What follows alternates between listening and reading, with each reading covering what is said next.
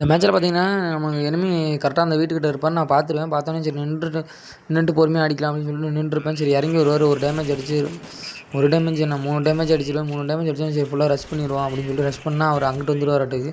சரி அங்கிட்டு வந்தோனே இன்னும் வீட்டுக்குள்ள இருந்து தானே வருவாருன்னு வெயிட் பண்ணிட்டு வருவேன். அதே மாரி வருவாரு. பட் ஆனா டேமேஜ் அவ்வளோக்கும் போகல. நம்மளுக்கு வேற டவர் பின் ப்ராப்ளம். டவர் போயிட்டு வருது. நானும் டேமேஜ் குடுத்தேன். அவரும் டவுனு, நானும் டவுனு. நம்ம டீம்மேட் மேல தான் இருந்து பார்த்துட்டு இருந்தாரு. சரி பார்த்துட்டு 1/2 மணி நேரம் கழிச்சு வராருயா மனுஷன்.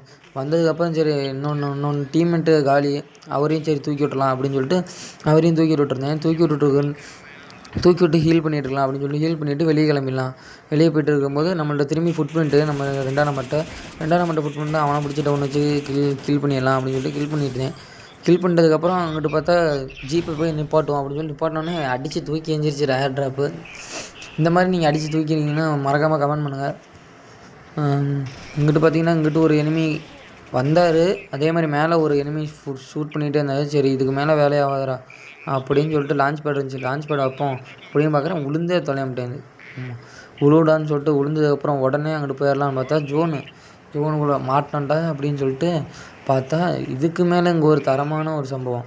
ஏன்னா பார்த்தா நமக்கு முன்னாடி 2 எனிமி. நான் வந்தது கூட தெரியாமல் ஓடிட்டு இருக்கீங்களாடா அப்படின்னு சொல்லிட்டு அவனுக்கு ஒருத்தனுக்கு டேமேஜ் கொடுத்துட்டேன். டேமேஜ் கொடுத்துட்டு பார்த்தா நான் பேக்லேருந்து தான் டேமேஜ் கொடுக்குறேன்னு தெரியாமல் கூட இன்னொருத்தன் எங்கேயோ ஓடிட்டு அலையிறான். சரி இவனை அடிச்சு டவுனு கில் பண்ணிடலாம் பார்த்தா அங்கேருந்து நம்ம அடிச்சு முடிச்சிருவாங்க.